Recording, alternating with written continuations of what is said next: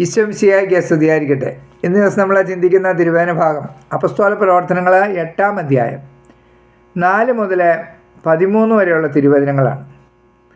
ശരിക്കും ഈ തിരുവചനത്തിൻ്റെ പശ്ചാത്തലം എന്ന് പറഞ്ഞു കഴിഞ്ഞാൽ, വിശുദ്ധ സ്തെഫാനോസിൻ്റെ മരണത്തിന് ശേഷം സൗള് സഭയെ അതിന് മാത്രം പീഡിപ്പിച്ച് എല്ലാവരും ചിതറിയ ഒരവസ്ഥയാണ്. വല്ലാത്ത വീടുകൾ തോറും കയറി ഇറങ്ങി സൗൾ അത്രമാത്രം സ്ത്രീപുരുഷ ഭേദമന്യേ എല്ലാവരും ഉപദ്രവിച്ചുകൊണ്ടിരിക്കുന്ന സമയത്താണ് ഫിലിപ്പോസ് സുവിശേഷം പറയുന്നത്. ആ വചനഭാഗമാണ് നമ്മൾ ഇപ്പോൾ ശ്രവിക്കുന്നത്. സുവിശേഷം സമരിയായി ചിതറിക്കപ്പെട്ടവർ വചനം ശ്രവിച്ചുകൊണ്ട് ചുറ്റി സഞ്ചരിച്ചു. ഫിലിപ്പോസ് സമരിയായിൽ ഒരു നഗരത്തിൽ ചെന്ന് അവിടെയുള്ളവരോട് ക്രിസ്തുവിനെ പറ്റി പ്രഘോഷിച്ചു.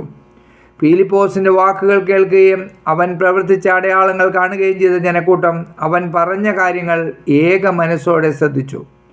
എന്തെന്നാൽ അശുദ്ധാത്മാക്കൾ തങ്ങൾ ആവേശിച്ചിരുന്നവരെ വിട്ട് ഉച്ചത്തിൽ നിലവിളിച്ചുകൊണ്ട് പുറത്തുപോയി. അനേകം തളർവാദ രോഗികളും മുടന്തന്മാരും സുഖം പ്രാപിച്ചു. അങ്ങനെ ആ നഗരത്തിൽ വലിയ സന്തോഷമുണ്ടായി. മാന്ത്രിക വിദ്യ നടത്തിക്കൊണ്ടിരുന്ന ശിമയോൻ എന്നൊരുവൻ ആ നഗരത്തിലുണ്ടായിരുന്നു. അവൻ വലിപ്പം ഭാവിച്ച് സമരിയ ദേശത്തെ വിസ്മയിപ്പിച്ചു. ചെറിയവർ മുതൽ വലിയവർ വരെ എല്ലാവരും അവൻ പറയുന്നത് കേട്ടിരുന്നു. അവർ പറഞ്ഞു, മഹാശക്തി എന്ന് വിളിക്കപ്പെടുന്ന ദൈവശക്തി തന്നെയാണ് ഈ മനുഷ്യൻ. ദീർഘകാലമായി മാന്ത്രിക വിദ്യകൾ കൊണ്ട് അവരെ വിസ്മയിപ്പിച്ചിരുന്നതിനാലാണ് എല്ലാവരും അവനെ ശ്രദ്ധിച്ചു പോന്നത്. എന്നാൽ ദൈവരാജ്യത്തെക്കുറിച്ചും യേശുക്രിസ്തുവിൻ്റെ നാമത്തെക്കുറിച്ചും ഫിലിപ്പോസ് പ്രസംഗിച്ചപ്പോൾ സ്ത്രീ പുരുഷ ഭേദമന്യേ എല്ലാവരും വിശ്വസിച്ചു, ജ്ഞാനസ്നാനം സ്വീകരിച്ചു. ശിമയോൻ പോലും വിശ്വസിച്ചു. അവൻ ജ്ഞാനസ്നാനം സ്വീകരിച്ച് ഫിലിപ്പോസിൻ്റെ കൂടെ ചേർന്നു. Praise the Lord. അപ്പോൾ വല്ലാത്ത ഒരു ഭീകര അന്തരീക്ഷമായിരുന്നു ആ കാലഘട്ടങ്ങൾ.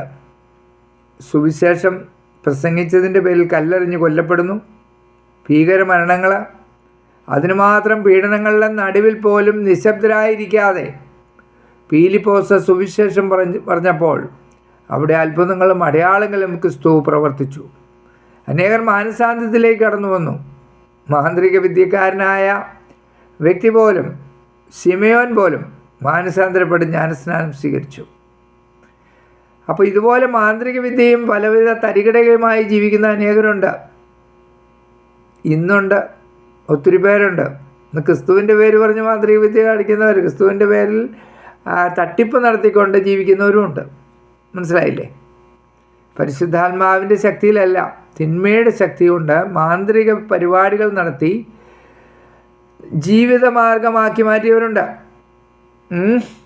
അവരെല്ലാം മാനസാന്തരപ്പെടേണ്ടിയിരിക്കുന്നു. അനേകര് സുവിശേഷ മേഖലകളിൽ പ്രവർത്തിക്കുന്നവർ പോലും മാനസാന്തരപ്പെടേണ്ട സാഹചര്യം വളരെ അടുത്തിരിക്കുന്നു. കാരണം അത് ഉപജീവനത്തിന് വേണ്ടി മാത്രമാക്കി മാറ്റിയ അനേക സുവിശേഷ മേഖലകളുണ്ട്. അതെല്ലാം തകർക്കപ്പെടണം. അവരിലെല്ലാം ക്രിസ്തു ജീവിക്കണം.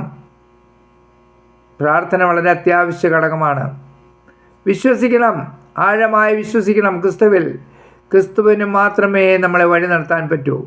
ഏക രക്ഷകൻ, ഏക കർത്താവ്, ഒരാൾ മാത്രം, അത് കർത്താവായ യേശു ക്രിസ്തുവാണ്. അവിടുത്തോടു കൂടി മാത്രമേ നമ്മൾ യാത്ര ചെയ്യാവൂ. പൂർണ്ണമായ ഒരു വിശുദ്ധീകരിക്കപ്പെട്ട ഒരു അവസ്ഥയിൽ മാത്രമേ അവിടുത്തോടു കൂടി നമുക്ക് യാത്ര ചെയ്യാൻ സാധിക്കത്തുള്ളൂ. അപ്പോൾ ആ വിശുദ്ധിയിലേക്ക് കടന്നു വരണമെങ്കിൽ നമ്മൾ വിട്ടുകൊടുക്കണം. അങ്ങനെ വന്നാൽ മാത്രമേ പരിശുദ്ധാത്മാവിന് നമ്മുടെ ജീവിതത്തിൽ ഇടപെടാൻ പറ്റൂ. വചനത്തിൻ്റെ ശക്തി നിങ്ങളിൽ ആവസിക്കട്ടെ. ഈ വചനം ശ്രവിച്ചുകൊണ്ടിരിക്കുന്ന എല്ലാ വ്യക്തികളുടെ മേലും, അവരുടെ കുടുംബങ്ങളുടെ മേലും, ആ ദേശത്തിൻ്റെ മേലും പരിശുദ്ധാത്മാവിൻ്റെ ശക്തമായ അഭിഷേകമുണ്ടാകട്ടെ എന്ന് പ്രാർത്ഥിക്കുന്നു. ആമേൻ.